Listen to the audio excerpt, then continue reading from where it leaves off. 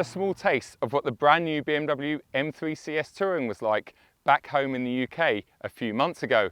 And I decided to take this gorgeous individual Laguna Seca Blue example out to sunny central France to hopefully discover a little bit more about this very special car. One of these will set you back £126,300 before options, but they do include a lot of standard equipment. This unique CS grille, that carbon fibre splitter, and perhaps my favourite standard feature on all CS models, aside from the incoming M2 CS, is this featherweight and stunning carbon fibre bonnet. When we get down the side of the car, we have these unique lightweight forged CS specific wheels, and these ones are clad with Michelin Pilot Sport 4S tyres that are star marked, meaning they are homologated and designed for the M3. In fact, this particular press car has the optional carbon ceramic brakes.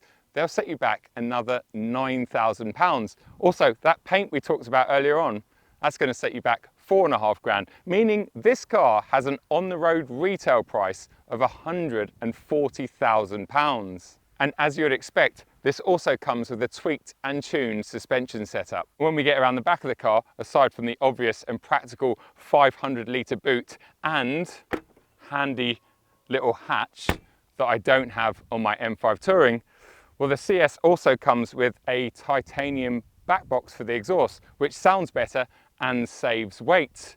And underneath this featherweight bonnet, we have a reinforced engine strut brace that I first saw on the M4 CSL about 3 years ago.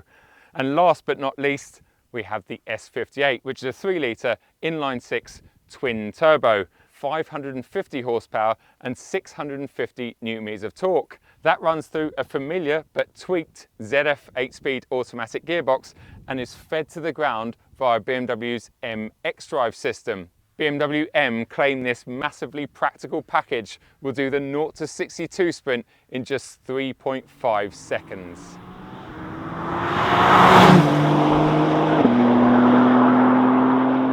And then when you jump in here, you get this lovely carbon fibre centre console, but it does remove some of your everyday creature comforts, like your cup holders, like your armrest that doubles up as a storage bin. And also, what I found out on this trip, it removes the rear climate control. In fact, it removes any kind of ventilation whatsoever for the rear seat passengers. And I personally think that's a step too far in the name of saving what could only be a few grams. And the last thing to talk about in terms of standard features on this car are these gorgeous carbon bucket seats. You'll know that I'm a massive fan of these, and I had them in all 4 of my G-Series M3s over the past 4 or so years. They're massively supportive. They are very, very comfortable, especially on longer trips for most shapes and sizes anyway. The biggest negative with them is getting in and out. And in fact, this press car, when I picked it up, had less than 2,000 miles on it, and it's already showing signs of wear on this bolster. So if you're looking at picking one of these up secondhand, just check for wear, especially on the driver's seat.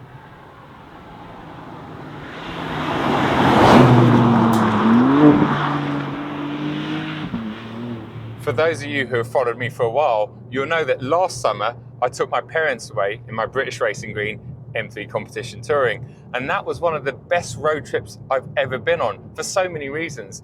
The weather, the roads, the scenery, the food, the hotels and bed and breakfasts we stayed in, but most importantly to me, it was the memories that we made together. We had such a wonderful week. So this year, all I've wanted to do is replicate that, but I'm getting married in a couple of weeks. So number one, I didn't have the time or the money. And number two, this year just seems to have disappeared so fast. But thankfully, part of this trip was getting my parents on board. We just spent the last couple of days in this car covering about 600 or 700 miles.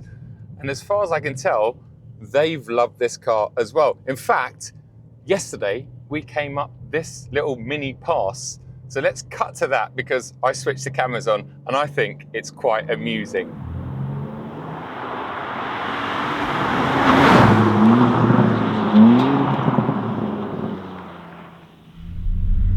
Right, so this is the 911 ST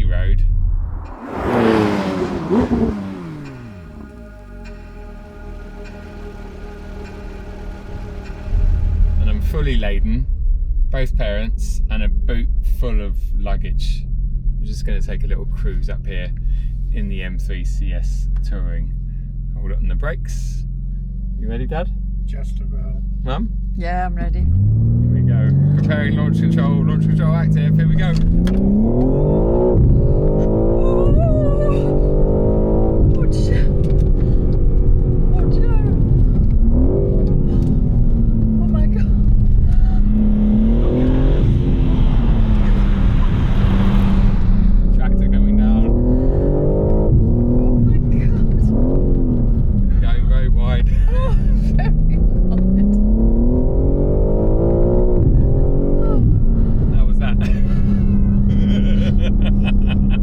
They told me that they enjoyed that, although looking back on the clip, they both looked a little bit scared. So apologies, Mum and Dad, if you were. I'm really hoping that that gave you at least half an idea of just how capable and fast this car is. Remember, that was 3 up, a full tank of fuel, and a full boot of luggage, including plenty of wine and plenty of champagne. Yet this just dealt with it with no issues whatsoever and fired us up that mini pass at an unbelievable pace. Obviously, I wasn't pushing over my limit because I had very important passengers in the car, but even at 80%, this car is just ridiculously fast.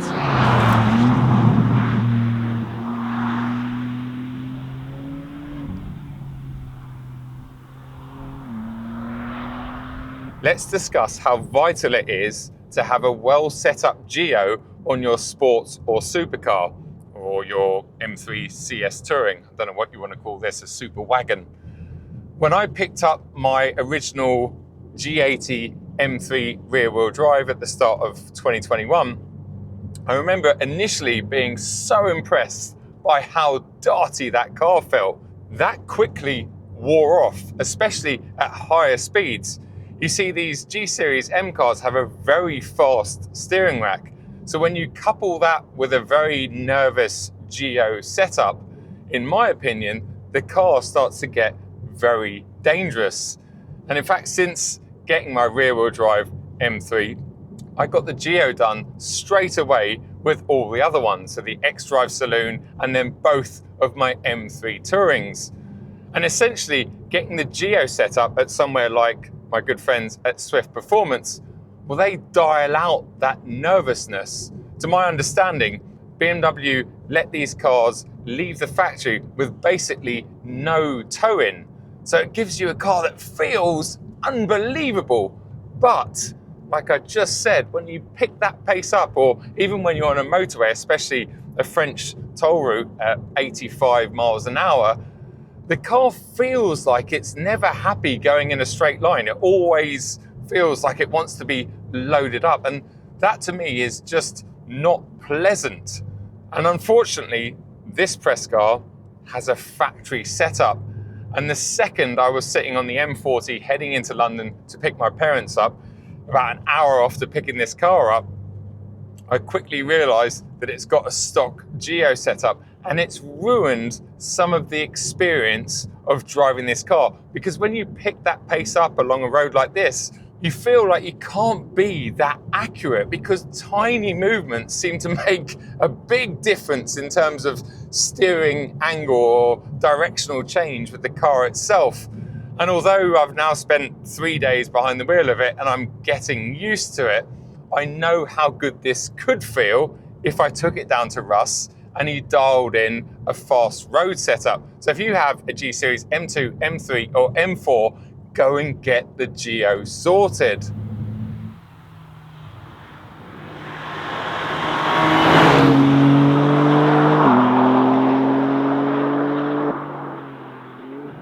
This year, I've had the fortunate opportunity to borrow a couple of G82 M4 CSs, including taking one out to the Nürburgring for about a week. Did about 2,000 miles in that car. So I feel I know it very, very well. And although if you offered me both cars, I'll take the M3 CS Touring just because of its practicalities. I think it looks better. We have Peggy. She is not getting in the boot of an M4, whereas she's going to have a good time in the boot of this. but there's no getting away from the fact that this car definitely feels heavier. Its center of gravity, for example, is definitely higher as well. And although it's been a couple of months since I've driven the M3 CS, I can tell you categorically that this car is a little bit slower and its handling isn't quite as sharp or precise. The M3 CS is genuinely mind-blowing. Left foot is hard down on the brake, right foot on the accelerator. Preparing launch control active, here we go. Oh, there go my glasses. Oh my God. 2.83 seconds. And it has stopping power and handling power to match. That's not to say that this car is far behind.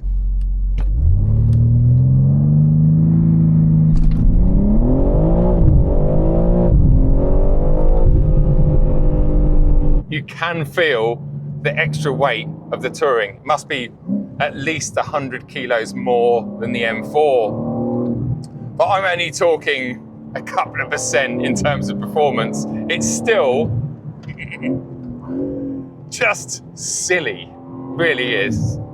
I mean, I would love to take one of these on a track day. Well, in fact, I did get to take one out on track with my initial first drive video, but I don't know Thruxton very well, and that was a very, very rushed bit of filming because I only had the track for about an hour, so I couldn't fit much in. I think turning up to Bedford in one of these and running rings around some very exotic sports and supercars would make me very, very happy.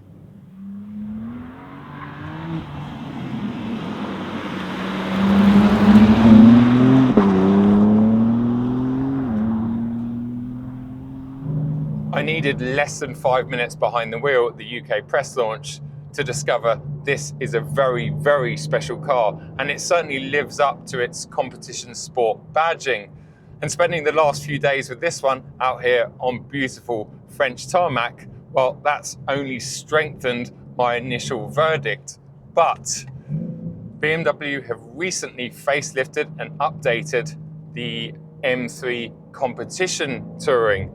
And that car is now running 530 horsepower. It's only 20 horsepower down on this, with identical torque figures.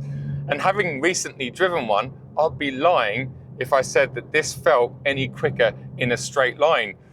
Yes, this definitely has better setup suspension in terms of the way it runs through its travel, in terms of the way it tracks over ground at slow speed or high speed. And that's always been a bonus or a plus point with any modern CS iteration car that I've driven. But if it was my money, I'd find it very hard to justify the extra 35 grand for one of these unless I had it. And I think that's always my verdict with CS iteration cars.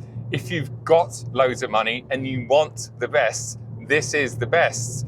Although you will be stuck with this beautiful, lightweight, but pain in the arse carbon center console. So bear that in mind.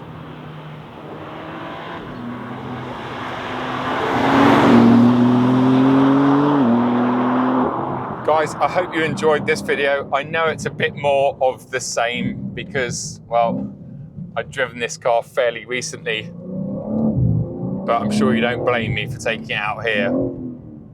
Please make sure you have subscribed and you give us a thumbs up if you enjoyed this video. Leave any comments and questions below. Also, head over and check out my Two Wheels Achilles motorbike channel if you're into your bikes. It's growing really nicely, and I'm hoping to be at 9 or maybe even 10,000 subscribers by the end of the year. Till the next one, take it easy, and I'll see you soon. Cheers.